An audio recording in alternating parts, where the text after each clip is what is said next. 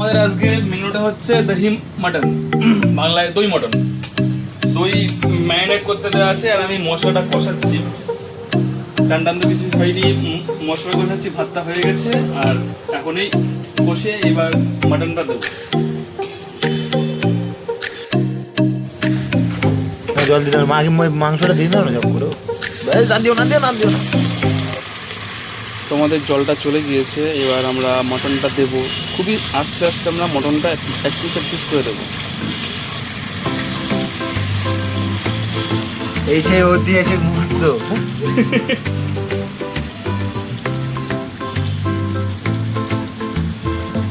দিয়ে দাও না না করতে পারে।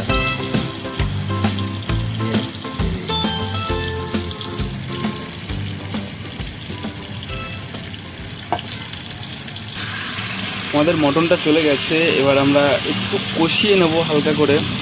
মানে খাসিতে তো অনেকটা বেশি কষাতে হয়, আর আমার ফার্স্ট টাইম আমি খাসি করছি, আমি এতটা এক্সপিরিয়েন্স না, তো সেই হিসাবে কাজটা করছি যাতে একটু বেটার হয়।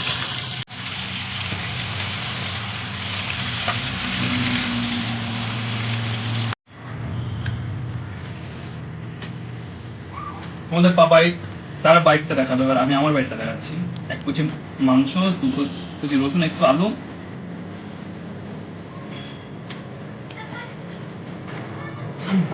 অবশ্য নিজের রান্না বলে বলছিলাম, রান্নাটা ভালো হয়েছে।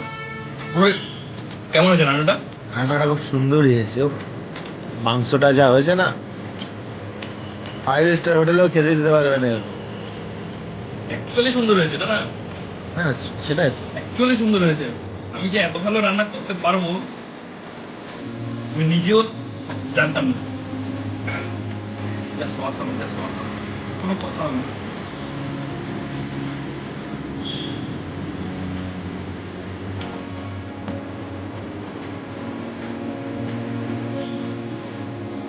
পুরোপুরি নরম হয়েছে মাংসটা। অ্যাকচুয়ালি পুরোপুরি আমার না, আমার কিছু দিদির অ্যাডভাইসে মাংসটা রান্না।